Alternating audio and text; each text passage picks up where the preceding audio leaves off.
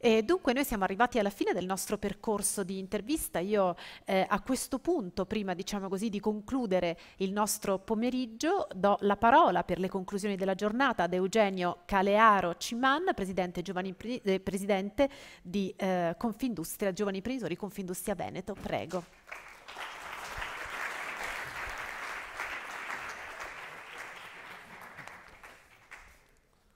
Funziona? Sì, ok, bene. Allora, vi prometto che sarò brevissimo perché l'ora ormai si è fatta tarda e quindi abbiamo tutti voglia di andare fuori al buffet e rilassarci un po'. Siamo all'Università di Verona, un luogo dove si crea conoscenza, si tramanda conoscenza. Tra l'altro questa è un'università che è da molti anni al top delle classifiche nazionali, comunque un'università, quella italiana, a cui chiediamo alcune cose. Chiediamo di essere più radicata al territorio e quindi collaborare con le nostre aziende, creare nuovi progetti e fare ricerca. E chiediamo allo stesso tempo di essere più internazionale. Mi viene in mente qualche statistica, qualche numero. In anni recenti solo una trentina di ricercatori vincitori di borse di studio hanno deciso di venire in Italia a fare ricerca. Solo il 5% degli studenti a livello nazionale è straniero, solo il 3,5% dei docenti è straniero. Quindi questa è un'altra cosa che chiediamo, assieme a quella di aiutare i nostri ragazzi, i nostri studenti a sviluppare competenze trasversali, come il problem solving, come il lavoro in squadra. Sono tutte cose che diceva, mi permetto di dire la mia collega Maria Cristina Gribaudi, grande imprenditrice che oltre al messaggio verso l'università, verso il nostro paese, ha dato anche un messaggio molto importante per le donne e quindi anche per le giovani famiglie. Voglio ringraziare Anna Fiscale per averci raccontato un'esperienza straordinaria, per averci spiegato che dalla fragilità si può creare il successo. Voglio ringraziare Mario Gasparrino per averci detto che innovare è importante, che osare si può, si deve, bisogna rompere gli schemi e bisogna anche che ci sia permesso di sbagliare. Oltre ad averci detto che alla fine siamo come tutti gli altri consumatori, noi italiani. Fino al 2010 compravamo da Amazon UK, dopo è arrivato anche qui e quindi tutto è diventato più semplice e diffuso. Voglio ringraziare il professor Aversa, Paolo, noi ci conosciamo da poco meno di 30 anni. Ok, ne abbiamo 36, quindi abbiamo anche risolto il problemino sulla sua età che aveva proposto all'inizio dell'esposizione. Non ho mai avuto la fortuna di sentirti parlare su un palco e di conoscerti professionalmente ed è stato veramente un onore. Infine ringrazio Davide Zorzi per avermi invitato a concludere questa grande assemblea di Verona, di un grande gruppo giovani. Verona tra l'altro è diventata la mia provincia adottiva da qualche anno, vivo a Peschiera del Garda, quindi comincio ad affezionarmi anche a questa città. Allora io non ho una storia straordinaria da raccontarvi, vi voglio solo parlare di un episodio che mi è successo qualche anno fa, che in realtà nella sua durata può essere stato di 1 o 2 minuti, ma mi ha cambiato la vita e l'approccio che io ho alla vita.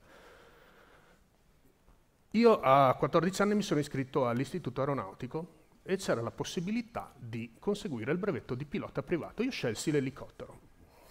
Ho cominciato il corso attorno ai 17 anni e dopo mesi di addestramento è arrivato il giorno in cui il mio istruttore mi ha detto ok, oggi è il giorno in cui tu farai il tuo primo volo da solista. Prima facciamo un giretto insieme, quindi io mi siedo sull'elicottero, ho in mano i comandi, facciamo il giretto a terra e mi dice bene, adesso attenzione, ascoltami. L'elicottero pesa 400 kg, tu ne pesi 65, ne ho presi 30 nel frattempo, ma questa è un'altra storia per un altro momento. Io peso 80 kg, nel momento in cui tolgo questi 80 kg, il comportamento della macchina elicottero cambierà completamente, sarà molto più sensibile e tu dovrai essere più sensibile e attento a quello che fai. Va bene, dico, tanto ormai non stavo più sentendo, avevo l'adrenalina a 1000, primo volo da solista, insomma. Quindi mi concentro, alzo una sorta di freno a mano che si chiama passo collettivo e serve a dare potenza all'elicottero e lì il disastro. macchina si alza e io ne perdo il controllo e comincia a imbardare, a beccheggiare, a rollare e io non so tenerla. Sono a 4-5 metri d'altezza e non so, mi tremano ancora le mani, non so risolvere questa situazione. Guardo giù e vedo che il mio istruttore sta correndo verso la camionetta dei pompieri, mi stava già dando per spacciato. E in quel momento entra in me un tipo di ragionamento che ho avuto per la mia infanzia e anche per tutta la mia adolescenza, ovvero non riesco a risolvere questo problema, ci penserò più tardi, ci penserà qualcun altro. E una frazione di secondo dopo è entrato un altro tipo di ragionamento. Se non me ne occupo io adesso non ci sarà un dopo. Quindi non so come ho fatto, ho raccolto la mia concentrazione, ho stabilizzato questo elicottero e mi trovo a pochi metri d'altezza a fissare il mio istruttore che mi fa segno di andare via, a fare un giro e sono di fronte a un'altra scelta. Atterro, la cosa più semplice, con la certezza che non avrei mai più messo il corpo su un elicottero o mi giro, parto e vado a farmi un giretto come mi è stato consigliato nella speranza di vincere questo momento di shock. Ho fatto la seconda scelta, sono partito, mi sono fatto il mio giretto, col senno di poi sarei potuto andare più lontano ma non me la sono sentita, rientro e atterro. Allora, da quel giorno vi assicuro che, come dicevo, il mio approccio alla vita è cambiato, ho imparato tantissime cose in quei pochi secondi. Ho imparato che ci sono delle scelte che non si possono rimandare, ci sono delle responsabilità che sono nostre e solo nostre e non possiamo esimerci.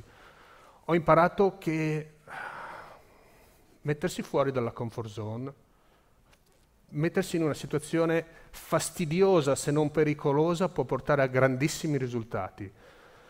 Ho imparato che, magari non serviva un'esperienza pre-mortem per capirlo, che le cose che si possono fare oggi è bene farle oggi e non domani. Ho imparato tante cose, ho imparato a prendermi le mie responsabilità, ad agire subito e mettermi in situazioni che inizialmente potevano sembrare fastidiose, ma che alla fine hanno bene o male quasi sempre pagato. Direi che il saldo è positivo. Ecco. Tra le quali imparare a parlare in pubblico, che era una cosa che non riuscivo proprio a fare fino a qualche anno fa. Allora, concludendo, come ho promesso sarò brevissimo, voglio parafrasare e citare Mark Twain quando disse: tra 20 anni ti pentirai più delle cose che non hai fatto rispetto a quelle che hai fatto. Per cui ragazzi, giovani imprenditori, lasciate il porto sicuro, seguite i venti del mercato, osate, mettetevi in situazioni scomode, vincete e imprendete. Buona serata a tutti.